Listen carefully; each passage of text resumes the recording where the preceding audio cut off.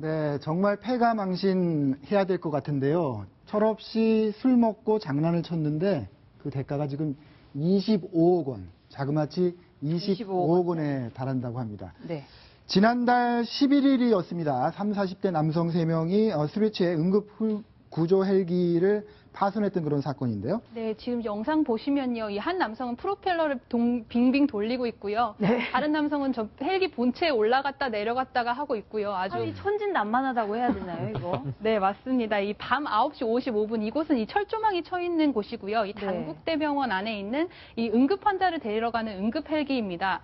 아무나 접근할 수 없는 곳인데 저 남성 3명 아주 재밌게 놀고 있습니다. 네. 근데 저 중에 한 명은요. 저 병원에 재직한 적도 있는 의사고요. 네. 나머지 2사람은 그 의사와 같이 이렇게 이 동호회를 활동을 했던 남성들이었다고 합니다. 네. 의사와 그 친구들인데 점잖은 양반들이 저렇게 한 걸 보면 술이 많이 취했던가 봐요. 네. 근데 아마 대가가 혹독한 것 같습니다. 어떻게 처리가 됐습니까? 네, 이 헬기가 망가지자요. 이 헬기의 운용사가 보험사를 통해서 이 청구를 했습니다. 그리고 네. 헬기 제작사를 통해서 얼마면 이 수리가 가능한지 이런 것들을 알아봤는데요. 네. 애초에는 한 수억 원 정도가 되지 않을까라고 봤었는데 네. 이 헬기의 아주 중요한 부품들이 많이 망가졌고요. 그러다 보니 수리비가 25억 원이라고 산정이 된 겁니다. 예. 네. 이 헬기 운영사는 일단 보험으로 처리를 하는데요. 이 보험사에서 헬기 운영사에 이 소송을 내게 되면은 보험사 측에서는 이 헬기를 망가뜨린 주범들에 대해서 또 구상권 청구를 하게 된다고 합니다. 예. 네. 아마 형사처벌도 됐던 모양이죠, 백승 변호사님. 네, 지금 검찰에 송치됐는데요. 네. 이게 공동으로 물건을 손괴한 거기 때문에 폭력행위 처벌하는 특례법 위반도 되고요. 네. 또 응급의료에 관한 법률 위반, 항공법 위반 같은 혐의를 적용해서 지금 형사처벌도 받아야 될 상황이 돼 있는 상황인데 네. 이제 문제는 일단 보험이 이제 가입이 돼 있으니까 다행히 네. 일단 이건 수리는 가능합니다. 네. 일단 25억 정도가 들어 수리를 하면 그럼 보험사가 그다음에 어떻게 하겠어요? 자기들이 25억을 주고 가만히 있겠습니까? 네. 그럼 일단 잘못한 사람들한테 내가 대신 갚아줬으니까 네. 이 갚아준 거 빨리 내놔. 그게 이제 구상권인데 그렇죠. 구상권을 청구하게 되는데 이제 이게 아마 보험금을 지급하는 순간 이 보험사가 할 건 정해져 있어요. 지금 여기 계시는 의사분 그리고 나머지 2분이 예를 들어서 본인이 소유한 집을 가지고 있다. 그럼 집에 네. 가압류를 할 거고요. 네. 아니면 전세를 살고 있으면 전세 보증은 가압류를 할 거고 네. 월급을 받고 있으면 월급의 일부에 대해서 가압류를 합니다. 아. 이제 앞으로 이 25억 원에서 얼마 정도까지 이분들이 갚을 여력이 되는지 모르겠습니다만 아마 소송이 진행이 될 거고요. 소송이 네. 진행되는 과정에서 이런 부분은 아마도 보험사 입장에서도 이 세 분의 자력이 합해서 25억이 안 되면 네. 다 못 받으면 최대한 받으려고 하잖아요. 네. 그럼 소송 내에서 조정하고 합의하는 과정을 거칠 가능성이 지금으로 봐선 좀 높을 텐데 그래도 최소 절반 이상은 보험사에서도 받아야 아마도 이 부분 조정이 이루어질 가능성이 있어서 지금 뭐 이 세 분 정말 큰일 났네요. 절반이라 그래도 12억 원이 넘는 큰 돈이 되겠습니다. 세 분이 나눈다고 해도 이게 쉽지가 않을 것 같고.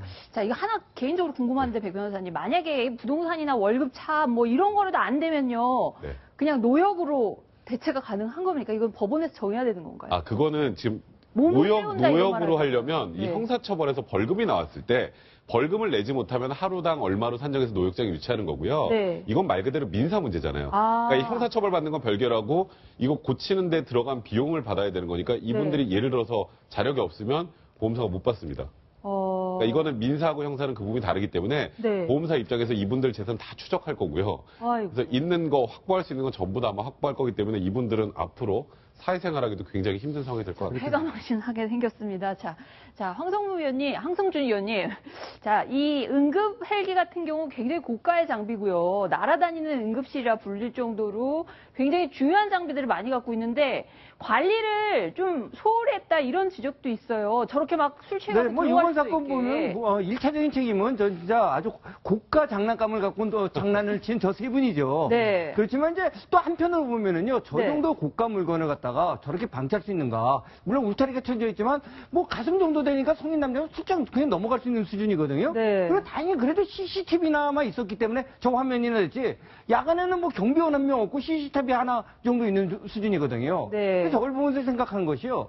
한국분도 일반 시청자분들이 이 헬기가 비싼 걸 잘 모르시는데요. 네. 그 깽영화, 액션영화 같은 데 보면은 이렇게 돈 훔치려고 막 헬기가 막 뽀개지는 게 나오는데요. 네. 사실 전문가 눈으로 보면은 그런 일은 드뭅니다. 왜냐면 저 정도 얘기만 돼도 한 80억 대고요. 저게 조금 고급 사양이면 한 200억 대입니다. 네. 그러면 무장 전투 헬기 최신형 같으면 1000억 대거든요. 1000억 대요. 예를 들어서 그게 뭐 몇백억짜리가 몇 대를 깨지면서 그 도둑질을 해야 얼마나 훔칠 수 있습니까? 이게 비용 대비 그 타산이 안 맞기 때문에 그런 깽영화는 거짓말이다라는 거의 농반 진반을 저희들끼리 하고도 있는데요. 네. 저런 고가 물건인지 아마 저분들도 몰랐을 것 같습니다. 네, 당연히 몰랐으니까 저렇게 했겠죠. 이효종 기자, 네. 전국에 이 응급 환자들을 실어나가야 되는 이 응급 헬기 어떻게 관리되고 있나요, 지금? 우리나라에 현재 6대 전용 응급 헬기를 운영하고 있는데요. 네. 이게 1년 운영비가 무려 30억 원 됩니다. 네. 그래서 1년에 운영비만 따져도 180억 정도가 되기 때문에 이게 그렇게 쉽게 우리나라에서 운영할 수 있는 것은 아닙니다. 네. 그런데 더 문제점이 뭐냐 하면요. 경락고가 제대로 갖춰져 있지 않기 때문에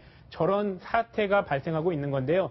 우리나라 경락고를 전용으로 가지고 있는 것은 한 곳도 없습니다. 그러니까 주차장도 한마디로 이게 갖춰진 데가 없으니까 그냥 봉투에 저렇게 방치되고 있다는 거죠? 그렇죠. 아무나 가서 왔다 갔다 할 수 있기 때문에 문제가 되기 때문에 먼저 경락고부터 마련해야 될 것 같은데 인천과 전북에서만 야간 경락고를 빌려서 활용하고 있습니다. 네. 저 술 취해서 저 난동 부리신 세 분 정말 이런 어마어마한 사실 까맣게 모르니까 저런 일을 하셨을 것 같고요. 어쨌든 앞으로 민사소송이 어떻게 진행될지 지켜봐야 될 것 같고요.